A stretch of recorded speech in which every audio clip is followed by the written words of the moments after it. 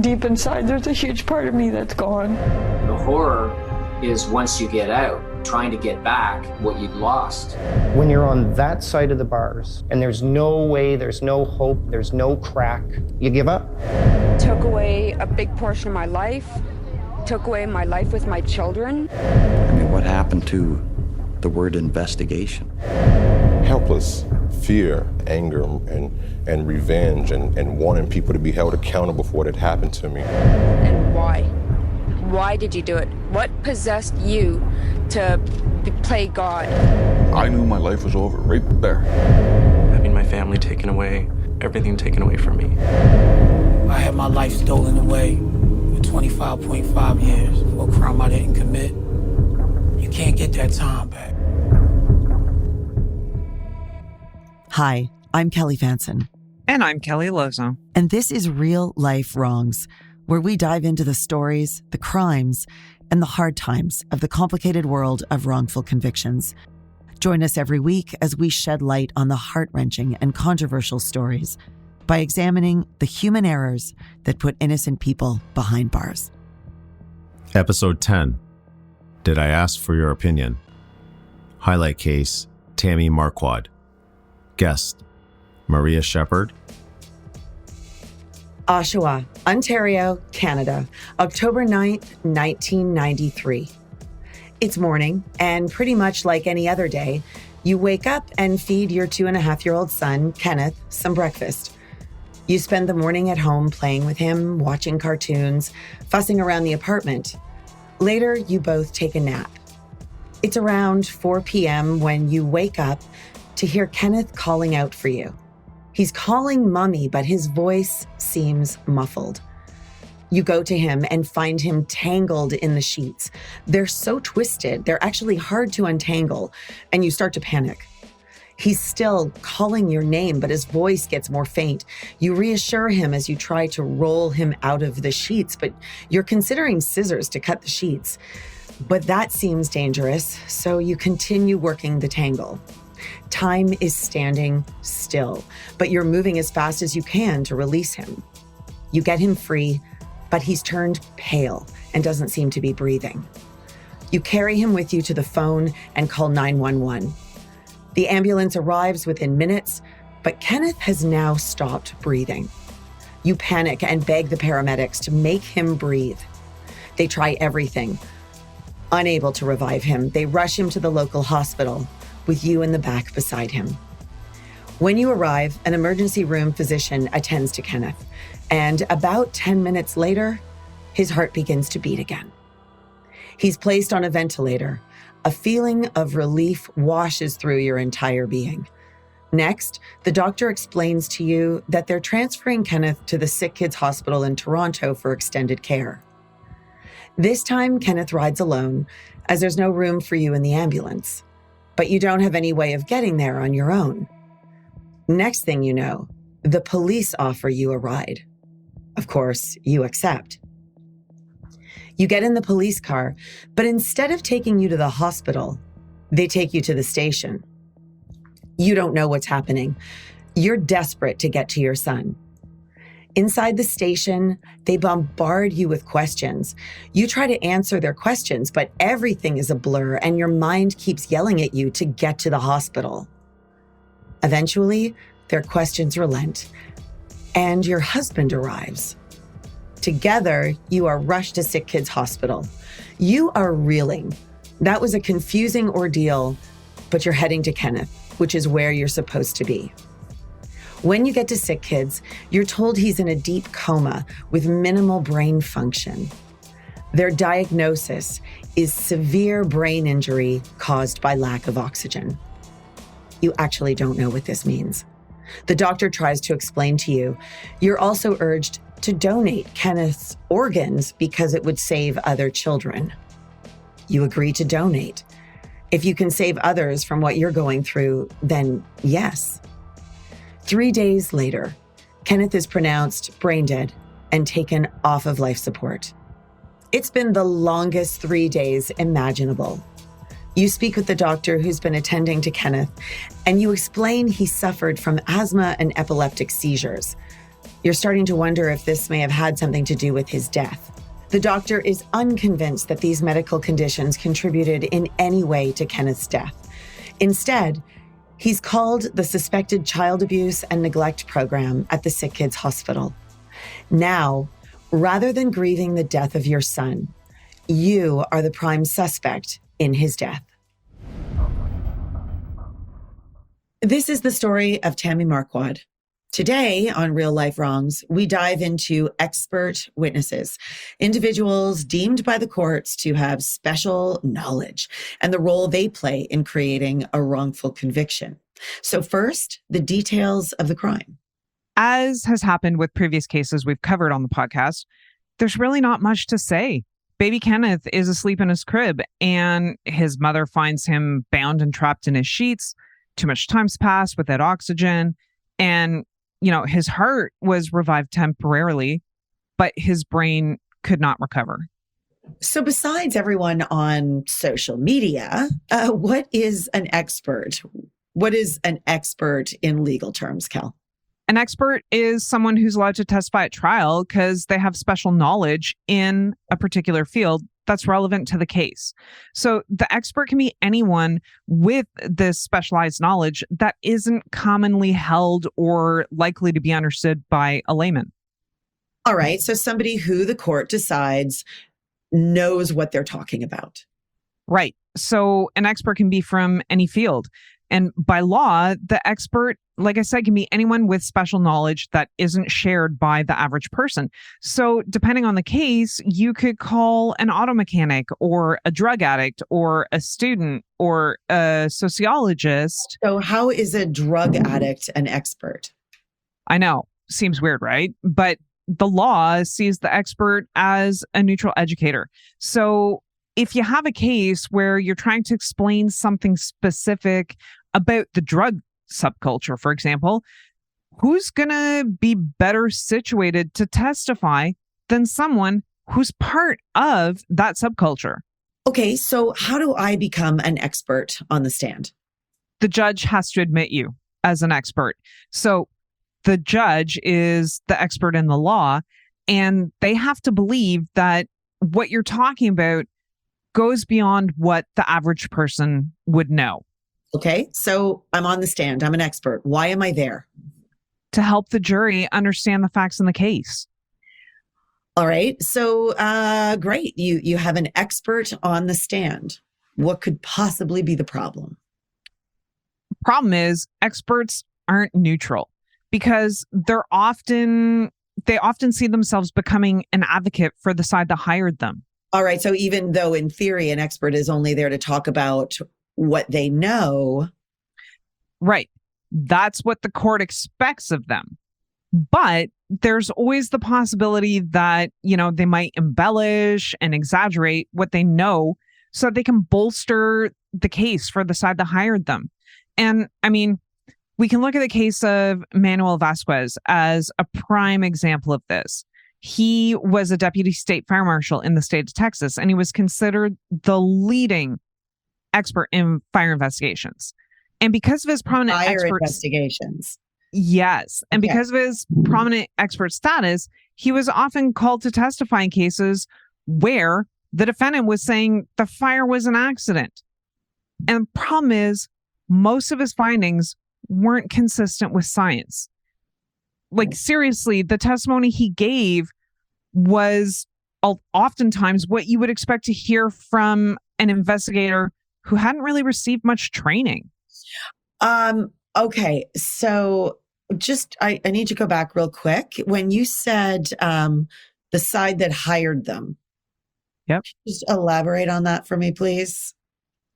So whether you're a prosecution expert or a defense expert. So depending on the side that hired you, if it's the defense, your theory will likely be centered around proving the defendant's lack of involvement. Whereas if you're a prosecution expert, you're going to be trying to testify to prove that person's involvement. And when you say hired, am I getting paid? Usually, yes. Yeah. The experts are not doing this generally speaking. Some will work pro bono. Most are, the problem with the experts, and because they're paid, they run the risk of becoming hired guns. What's a standard rate? That I don't know, because I have never been called to testify as an expert. Well, it could happen. Okay. So so you're talking about these fire investigations, and that he sounds like he hasn't received much training. What do you mean? What was going on? So, I mean, like I say, he's making statements that that just any fire investigator without training would make. So things like, all fire goes up, all water goes down. And this was basically the extent of his fire science. But anyone who's actually studied fire science knows not all fires go up. And especially when it happens in a contained space, like a closed room. Okay, so if that's so obvious, then obviously there were other experts who would have challenged his findings. Sadly, there weren't very many who would be willing to stand up to what he was saying. Why would they not be willing? Because he was the expert. So if he said something, others were just following suit. And even if they knew it was wrong. Thing is, they may not necessarily know it was wrong, but they weren't even thinking of performing any tests or looking further than what he said. Once he said something, that was it. The investigation stopped. Mm-hmm. One of the saddest examples of how strong his influence was happened in the case of Todd Willingham, right? That case, there was a fire and Todd's 3 young daughters died in the fire. Vasquez was called in to investigate, and he made a whole bunch of assumptions about what he thought happened and how the fire actually burned. And obviously what he was thinking all pointed to the fact that Willingham had intentionally set the fire. He gets on the stand, he presents his theory at trial, and because of his testimony, Willingham was convicted and he was sentenced to death. Problem is, since that, it was revealed that Vasquez actually had a really poor understanding of key fire principles, and it undermined everything that he said at trial. So it's really likely that an innocent man was put to death. Right. And no one was questioning his expertise. So, all right, an expert might stretch the facts of their area too far. So you're being called an expert, but you don't actually have the answers. It sounds like you're just stretching the facts, and it's out of your it's out of your lane, and it's beyond your knowledge. So why would you want to give your expert opinion when you know you don't know? Isn't that just lying? I think it depends, right? It may not be 100% intentional. Could just be that the expert lacks adequate knowledge in the specific area that they're being asked to testify about, right? So, for example, if you have someone who's an expert in juvenile psychiatry, they'd probably have a hard time trying to give an expert opinion about adult offenders. So an expert may or may not be intentionally lying when it comes to their area of expertise. Okay, so they just don't know what they don't know. So that's hard. You're a jury member. How do you know you're watching an expert who doesn't know what they don't know? Conundrum. They're not going to lie about anything else, right? You'd really like to think that, but we actually have examples of experts who lie about their credentials, right? Seems kind of far-fetched, but you can turn to the case of Annie Dukin for an in-depth look into her case. Netflix has a great 4-part documentary series called How to Fix a Drug Scandal. But so Annie Dukin graduated from the University of Massachusetts with a Bachelor of Science in Chemistry. And she got a job as a chemist at the Hinton State Lab in Massachusetts. But when she was applying for jobs, she told everyone that she'd earned a graduate degree so like a master's degree in chemistry through a part-time program at Harvard, and now she was pursuing her PhD at Harvard. And she used those credentials to establish her credibility as an expert and to support the reliability of her testimony at trial. Okay, a few fun facts. She'd never taken a single class at Harvard. She didn't have a graduate degree. She'd never even been enrolled in any graduate level courses. Harvard doesn't have a part-time program in chemistry. Seriously, can we get a proper screening process up in here? Who's admitting these experts? All it takes is one judge. The judge. Yep. All it takes, one. And as soon as you're admitted that first time, you can start building your CV as an expert, right? And sooner or later, it's an impressive list and no one's going to challenge that. And you now have this aura of expertise.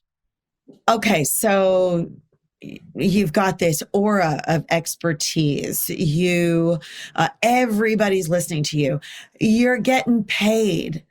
You're the rock star. Like, everybody wants your opinion. And in many cases, you're not even being challenged on the stand. Right. I mean, and you can look to the case of Sonia Farrick as an example.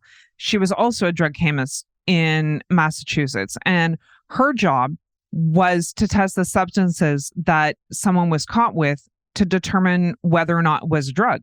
So she'd run these tests, and then she'd sign a drug certificate to attest to her findings and present it in court. She was the drug expert, right?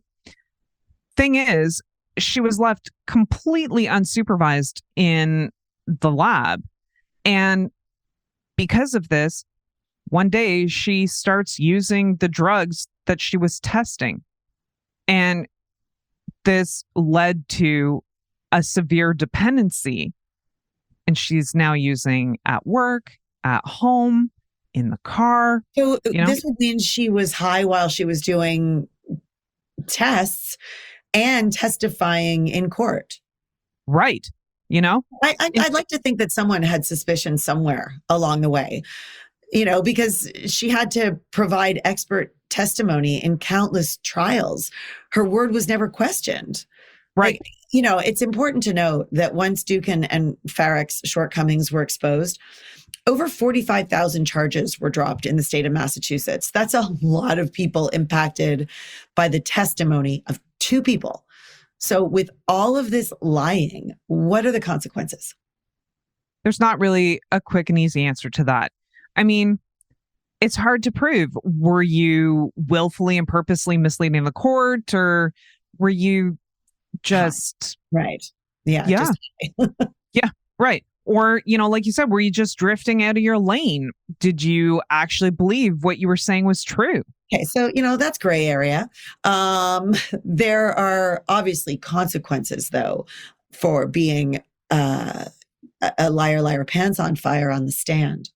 Sometimes, right? But and it's not always intentional lying.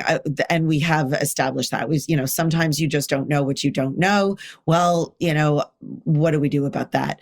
But if you've lied about your credentials, or you are lying on the stand because you like your rock star status, that's kind of, where I'm leaning right now, is like, surely when you know that an expert has lied, there would be consequences as a result. Yeah. Again, it's hard to say. Like, there's big disparity in the consequences, right? If you look at Annie Dukin and Sonia Farrick, they both got a few years in prison for their lies and their misdeeds. But if you look to Manny Vasquez, his reputation might have suffered a bit, right? But there's no formal consequences. Like, he wasn't fired or jailed or even fined. And let's just remember, you just mentioned how a man was put to death. Yeah. Based on this guy not knowing that fire doesn't just go up. Right. Right. So forensic science plays a big part in solving cases: DNA, blood splatter, fingerprint analysis. And we always seem to think that it's infallible. Do we run into the same pitfalls with forensic science experts? Yeah, I think it's important to note that forensic expert testimony is a leading factor in wrongful convictions. And, I think we all tend to think that forensic science is objective. It's the truth. It's a hard fact. But there are some major problems with forensic science because what we have is humans who are left to judge the similarity or difference between two different patterns, right? Like when it comes to fingerprints or ballistics or shoe prints. And then they make a decision about someone's guilt based on what they think. Yeah. So forensic experts, like anyone, are subject to confirmation bias, as it often plays a role in all areas where crime meets the law. It's a human condition. It's where we see what we want or what we expect to see. In the case of forensic research, this can be true when they're given info about a case or a suspect. Even experts will resolve ambiguities in favor of the outcome that they're led to believe or assumed to believe is right. It's important for experts to avoid infusing their own moral judgments into the case, because when the expert enters their opinion in court as evidence, it suddenly becomes fact. Experts influence the jury based on their confidence, the language they use on the stand, their credentials. Jurors care more about the background and experience of the forensic expert, typically, than whether the method the expert is talking about is actually scientifically tested. So when an expert testifies, we have to ask, what does the jury hear? They hear, I'm an expert, and I'm telling you that this conclusion is fact and cannot possibly be wrong. This is a problem in a court of law. Exactly. I mean, and a great example of this is the case of Keith Harward. He spent 33 years in prison in the US, based largely on the testimony of a bite mark expert. And when Harward was asked about the testimony that put him away, he said, the jury was just slobbering. They were gone. He was like the Wizard of Oz. He levitated. And because ours is an adversarial system, it can inadvertently create pressures to get a conviction, which can lead to distorted science, over-exaggerated claims, and an expert who causes a string of wrongful convictions. And we actually have a really strong example of that right here in Canada. His name is Charles Smith, and he's probably the deepest reaching example of a forensic science expert who is involved in the conviction of the innocents. He worked at Toronto's Hospital for Sick Children for 24 years. I believe haven't we talked about Charles Smith, where you refused to call him Dr. Charles Smith, or you use correct. Yeah. Yeah. It's always air quotes. Air quotes, right. During his time at Sick Kids, he conducted more than 1,000 child autopsies in the hospital's pediatric forensic pathology unit. This was more than any other pathologist across the country. So there's an expert right there for you. Well, you'd like to think so, but truth is he had no forensic pathology training and he had no board certification in the field, right? His limited knowledge of the field was all acquired on the job. How can you have no board certification in the field and be an expert at trial? Excellent question. I mean, at the time, there was no board certification, right. In this specific field. But even when it became a thing, it's like he was grandfathered in and never had to acquire any credentials, right? So, anyways, somehow, without any of this, he becomes the leading expert, and he's going on and lecturing about pediatric forensic pathology to Crown lawyers and police officers and other medical professionals, right? Like, he's the expert. Everybody's turning to him for answers. And he got to be such a big deal. His influence was so strong that his unit would review autopsies. And if they found a child where the cause of death was indicated as SIDS, sudden infant death syndrome, he would exhume the child and conduct a new autopsy and then have murder or manslaughter charges laid against the parent or the caregiver. Jeez. Yeah. Wow. Okay. We didn't know that his work was sloppy and there was no board certification in place. So there he is. He's grandfathered in. He produced inadequate reports. He relied on the social history of parents to make a conclusion, a mother on welfare or social assistance, or even single moms. His, I'm going to say, assumption was that they killed their child. No, his expert opinion. Expert opinion. Plus, he often lost key pieces of evidence. Oh, whoops. The list of his questionable tactics goes on. Yeah, right. And it makes you wonder, how did this guy gain such a strong reputation? And I mean, this question runs through my mind over and over again. And it's actually informing my PhD research, right? Because in 1991, he was involved in a case that should have raised some serious questions about his work, right? There was a teenage girl. She's babysitting a 1-year-old child. There's an accident. The baby dies. And the babysitter, when questioned, said the toddler fell down the stairs. But when Smith was brought in, he says, no, this is clearly a case of shaken baby syndrome. Because of that, because of what he's saying, the babysitter is charged with manslaughter. Thankfully for the babysitter, at trial, her lawyer brought in other experts to challenge Smith's opinion. And when the decision was finally rendered, the judge did not hold back. And he was actually really critical of Smith's work. He said, he should have taken other things into consideration instead of just quickly making the assumption of shaken baby syndrome. And the judge went on and he, through the decision, pointed out every instance where he thought Smith was wrong and where he thought his methods were inadequate. I'd like to think that this should have created a blueprint for discrediting Smith anytime he was called to testify moving forward, or at least maybe having his cases being reviewed. But instead, he was allowed to continue practicing the way that he always had. So was his expertise ever questioned after this?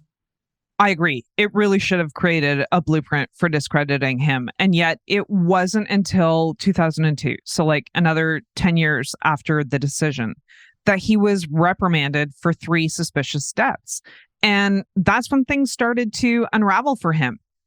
And he was finally removed from autopsies in 2003.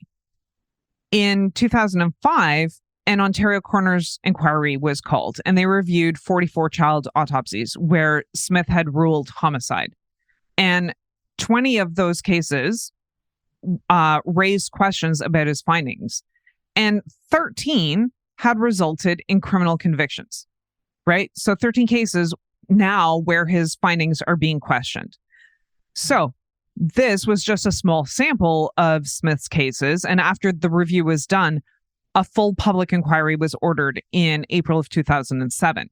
This time, 220 cases would be reviewed. The results of the inquiry were released in 2008. The findings included that Smith actively misled his superiors, made false and misleading statements in court, and exaggerated his expertise in trials. The inquiry also noted that Smith wasn't an expert in pathology, so he shouldn't have been admitted as an expert in the first place. And now, 20 years after the first questionable case, Smith was stripped of his license. Yeah, but, this is long after the damage has been done to the parents and the caregivers. Most of the cases where he was called as an expert relied entirely on his expert opinion. They were basically forensic cases, and he was the expert in the field, right? So for a lot of these accused individuals, when they found out they would be going to trial on infanticide or manslaughter or second-degree murder charges, all very serious charges, they knew it would be their word against Smith's. And given his status, this seemed like an unwinnable battle. And often, at their lawyer's insistence, they would plead guilty to a lesser charge. And there are a bunch of cases that we could talk about to highlight this, but no one sticks out more than Maria Shepard's case. She was taking care of her 3-year-old stepdaughter when her stepdaughter fell very sick and was rushed to the hospital. Little did Maria know that she would be in the exact situation where her word was against the word of Charles Smith. She said she didn't do anything. Smith said there was no doubt that Maria had beaten her stepdaughter. And guess who won that credibility contest? So you're about to hear our interview with Maria, and we were so grateful to speak with her, to hear firsthand what it's like to be convicted based on an expert witness's false opinion. She really brought to light the fallout, the ripple effect that occurs in any wrongful conviction, and the impact it has not only on the individual, but also on their families. And we kept reaching out and going to doctor's appointments. And albeit, I mean, we were young. I couldn't get to every one. I didn't have a car, but we knew something was wrong. And we had a really good family doctor that was working well with us and trying to also figure it out. And then when it got to the point where, Cassandra passed away, and the way that everything happened was, one, a shock. It was painful to be, pointed as a perpetrator. And I think what hurts even more in depth is the fact that nobody listened to anything that we had to say about Cassandra or what our concerns were. But when it came right down to it, I'll never, ever forget it. Being at Peel Memorial Hospital in Brampton. And earlier that day, Cassandra had what we now know is a grand mal seizure, and she had a petite mal seizure early in the day. Prior to that, I'd never, ever seen one in a child. I had no idea that they were seizures. But looking at things in hindsight, when we were at the hospital and the paramedics brought her to Peel Memorial, prior to arriving there, one of the paramedics said, "Oh, I suggest you get her to sick kids right away." And we weren't opposed to that, but they still took us to the nearest hospital, which was fine. If that's the way that she was going to get more immediate help, then we were okay with it. We get there, and Cassandra is starting to twitch while she's lying on the bed. So my husband remained with her, and I'm trying to get the attention of the triage nurses that were there. Nobody came to check her, not once. It wasn't until Cassandra went into another and the final full-blown grand mal seizure that all of a sudden codes were being called, medical staff were rushing in. One of them jumping onto the gurney and holding Cassandra's body down. Another one is injecting her with medicine to try and, stop or at least control the convulsions and the seizures. Imagine for a moment that this is the bed, and Cassandra is on that bed, and they had it slightly inclined, and she's going back and forth, and she's going like this, and they're on her and they're holding her down. And my husband, I don't know, at that point, I didn't even know what to do. I think we were more in shock. We were angry. We felt helpless. And I can't help but wonder, looking at things in hindsight, that, maybe we weren't good enough. Maybe because, we were a single income family. Maybe because I was on welfare.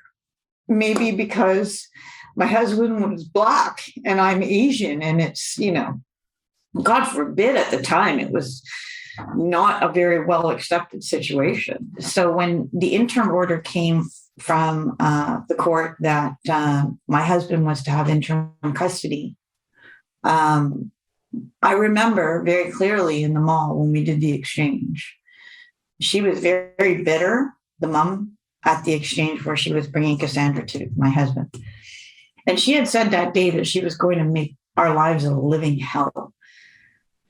I never thought in a million years that this is what it was going to be. She would make these allegations all the time to the police during the custody battle. Oh, I'm burning her with cigarettes, or I'm burning her scalp, or I'm doing something. There was all kinds of allegations she would make. And every time I'm investigated by the police, to the point that, I had a couple officers come and tell me, we know what's going on here. We've checked everything out. And this is really a way, they basically led on to say that we know that she's trying to trump her position for the custody battle. And so I'm here dealing with this, somebody that I could have been a bitter woman to my husband and said, I want nothing to do with a child in our relationship. I was the one that spent the time with her, getting her registered for daycare, going to daycare, doing all the things that I thought that I should do, that I did for my son. And so when we combined our family, it was the most beautiful thing when Jordan and Cassandra were together. They were like hand in glove. He would sing one part of a song and she would sing another part of a song, and their favorite song was You Bet.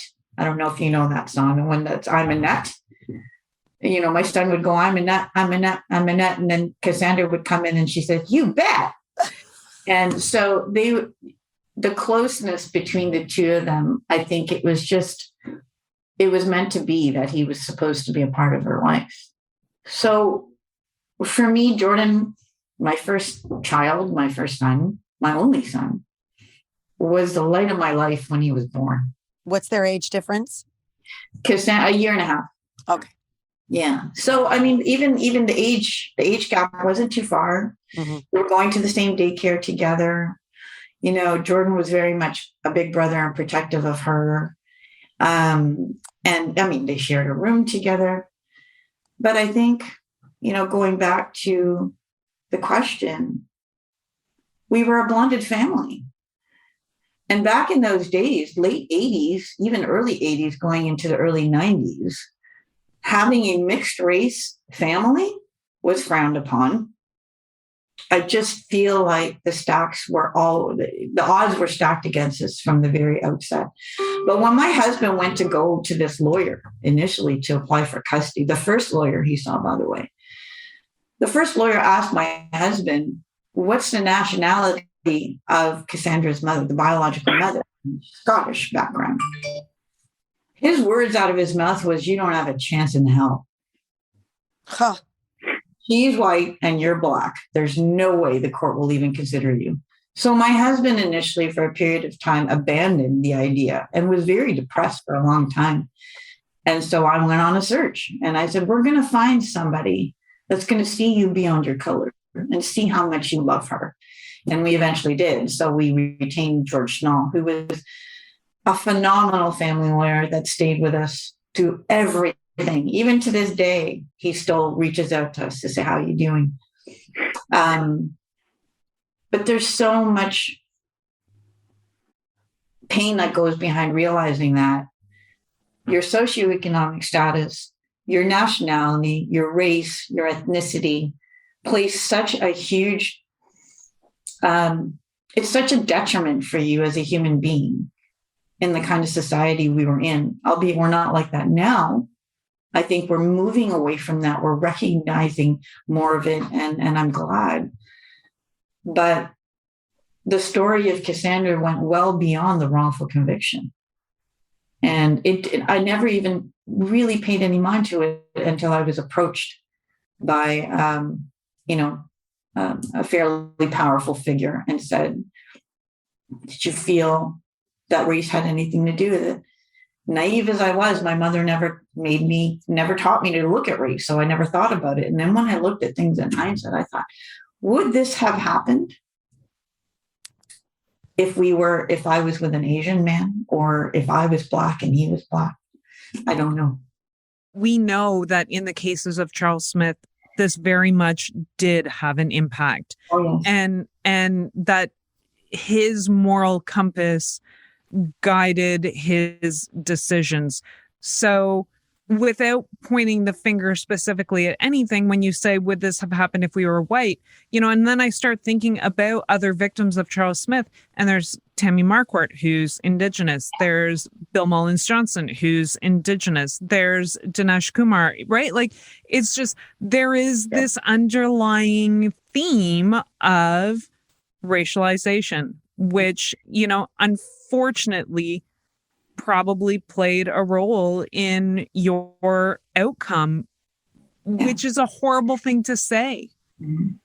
But I think it's a product of the time, generally speaking, like you were saying, being in the 80s and 90s.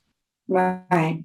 I mean, even more shocking, though, is when I think I was going through, I was sort of pre-trial at that point.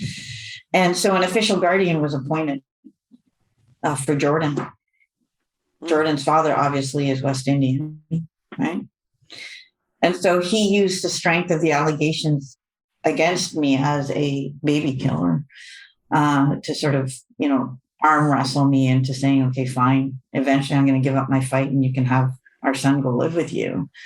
But that didn't come until after, and I'll be frank, it was a Black lawyer, official guardian, that came out instead and provided a report that said, we feel that Jordan will be best raised in a home that reflects the values of his West Indian background. So in other words, I wasn't Black enough to raise my son, forgetting that my son is also partially Asian. I'm surprised that no doctor was able to identify her symptoms. You're as stoked as we are. Because my husband and I, our whole family believes that if there was more intervention and maybe more help, that perhaps Cassandra would be alive today with her brother. Maybe she'd be getting married. Maybe we would have seen her graduating from university, having children. Mm-hmm. But I don't know. We told the doctors repeatedly, and that's really open now, that her mother also had seizures. She had grand mal seizures regularly. They were aware of the seizures, and nobody ever investigated further beyond that. Nobody took any CAT scans until she was already at Sick Kids, or until she was at Peel Memorial. But even the CAT scans at Peel Memorial, I learned in the process of going into my acquittal that Peel Memorial they had said that there was a shadow that they saw on that CAT scan. And they attributed that to a head injury. And then Sick Kids turned around and pointed it back to Peel Memorial. Peel Memorial is saying Sick Kids missed something. Sick Kids is saying, well, when she's brought in there with a grand mal seizure, you wasted too many hours to transport her to Sick Kids, that she had too much swelling in the brain. So when we had a doctor sit with us at Sick Kids, he had said to us, and I have to be careful because I'm in the middle of a suit against Smith, but the doctor had made it very clear that there was too much swelling, and that maybe they could reduce the swelling by draining any excess fluid in her brain. Right.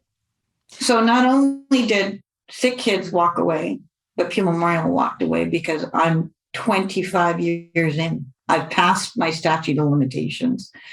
There was no way to hold them in any way accountable. I went numb from what I remember when Justice Watt was delivering his ruling. I don't even remember half of what he said. What I do remember are these words: that Charles Smith was the linchpin, and it was a powerful inducement for my guilty plea. And then everything, I remember there was a short break. And again, I'm just completely in a different headspace at this point. I remember running out of the room at one point and being in the hallway and feeling so nauseated. My stomach was in knots. I was actually terrified. I went in there with this mindset that I was happy. I was supposed to be acquitted that morning, but I was terrified at the same time. I was terrified because I didn't trust a system that breached me so long ago. So I didn't know whether or not something would change. But on the assurances of James Lockyer, I felt a sense of relief and safety. I felt safe. And I'll forever be grateful to him for that. One of the most important things of that day, although I did not get a direct apology from the bench, was hearing Crown Counsel Howard Leibovich say that Cassandra deserved better, my family deserved better, and that I deserve better. I think probably of the whole day, aside from being acquitted, and as an advocate, it's still really hard to talk about because this is coming from a representative from the office that worked so hard to prosecute me. And it really meant a lot. And then I have, of course, all behind me are all my children. My boy, who was 5 when I got convicted, seeing the day that it all came to fruition, that everything that we had prayed and hoped for and said for so long was finally heard. Man, it was crazy. I remember us being in the hallway and James is saying, "Are you ready? Are you ready?" And I honestly didn't know. I thought it was just because we were supposed to have a small little media interview. And I get outside and there's this whole scrum of reporters out there. And one of the first shots taken, and a couple of the photographers were amazing because they were like, "We won't take any sensitive shots. You just tell us," and whatnot, right? And one of the first shots of stepping out the door was, of course, me holding my son, because they had been there from the very beginning. And in tow, obviously, were my daughters who were pregnant, 2 of them. And I look outside and I knew at that moment I was ready. I'm ready to say what I need to say. And I'm okay to say it without punishment. And then I remember, my God, I think she's a news anchor now, but I don't know how, standing on the steps of the Court of Appeal. One of the questions was, "Did you always know you were innocent?" My blood rushed through me so bad. And I just shot at her. I was so upset by the question. That's the most ridiculous question I've ever I just heard. came out for being acquitted. And you're asking me if I've always known I've been innocent. It had to have been, honestly, and I'm going to be as nice about it here, but it was one of the most stupidest questions, ridiculous questions I would have expected to come out of a reporter's mouth. And you know what? Maybe she did it innocently. I don't know. Maybe she wasn't fully aware of the story and they just ended up all scrumming there that day. I don't know. But when you've waited 25 years for this day, as a reporter going in, that there's some history to this file. I'm sure that they would have given it to them through production. And that was just one of the most ridiculous questions. Well, like Jordan had mentioned earlier in the morning, when I was going to turn myself in for my sentence, I'll never forget it. We sat outside the porch of my mother's house because the kids were living with my parents. Couldn't be alone with them. So we were outside and my husband was driving a white Taurus at the time. And I remember having Jordy on my lap. And I said, "Mommy's got to go away for a while." And he said, "What's a while, Mommy?" And I said, "Well, I think it's going to be about 24 weeks. It's not too long."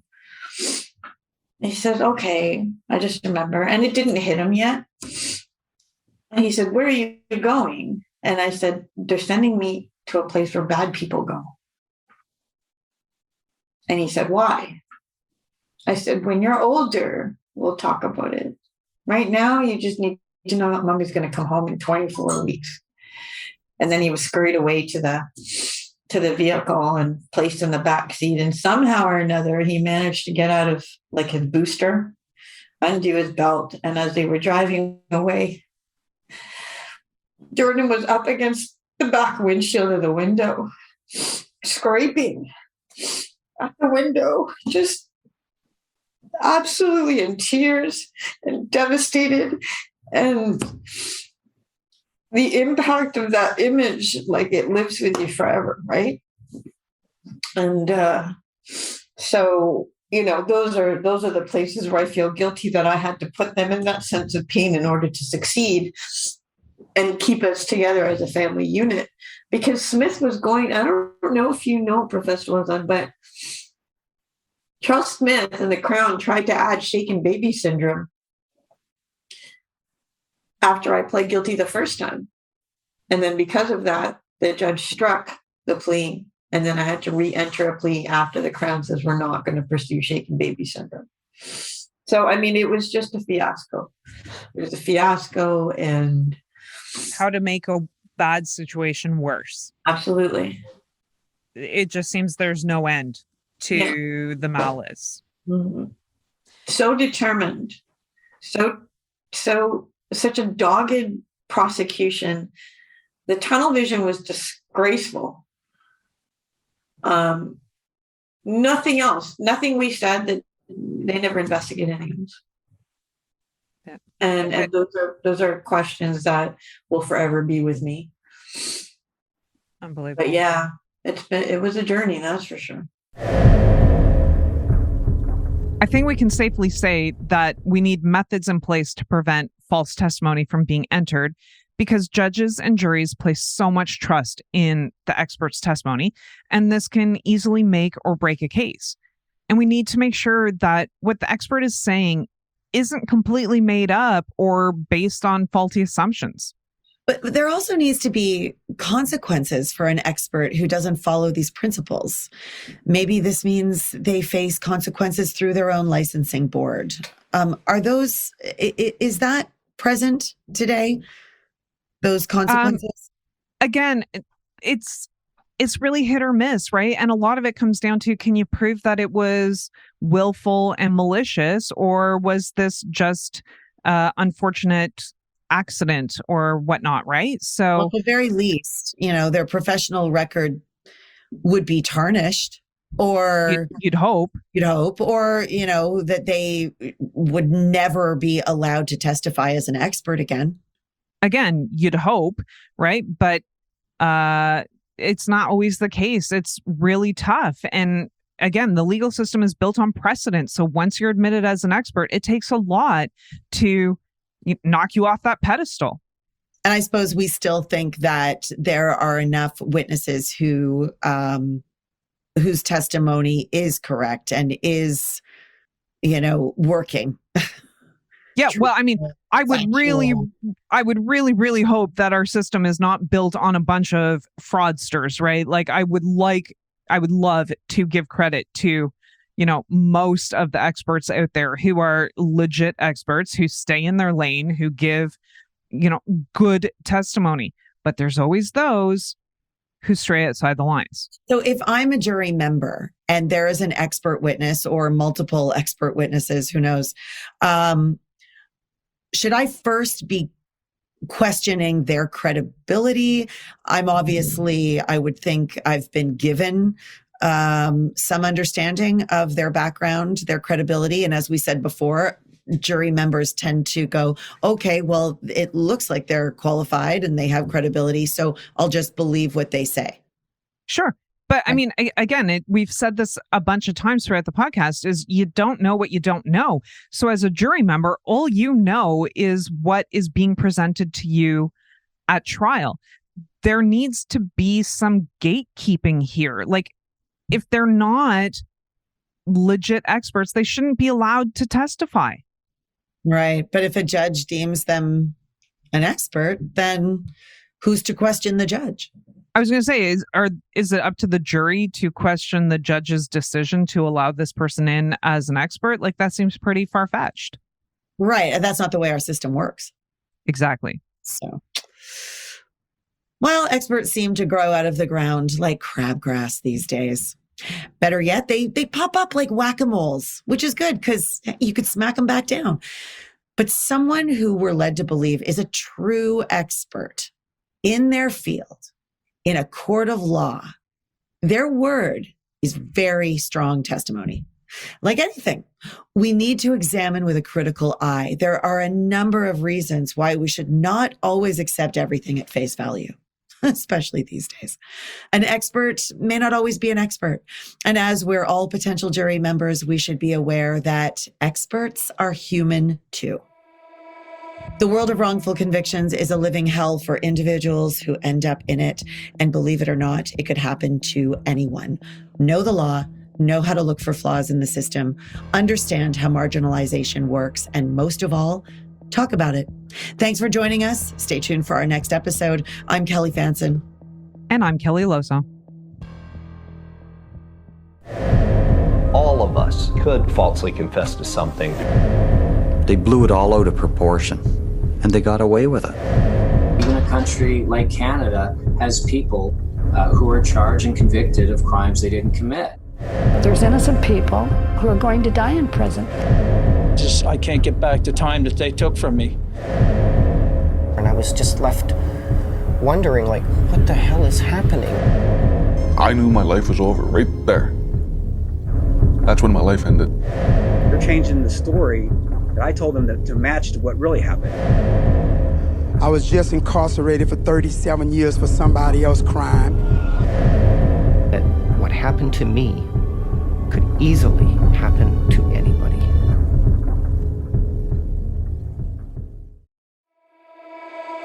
Real Life Wrongs is produced by Kelly Fanson, edited by Alex Glutch, promotional materials by Jamie Norrie.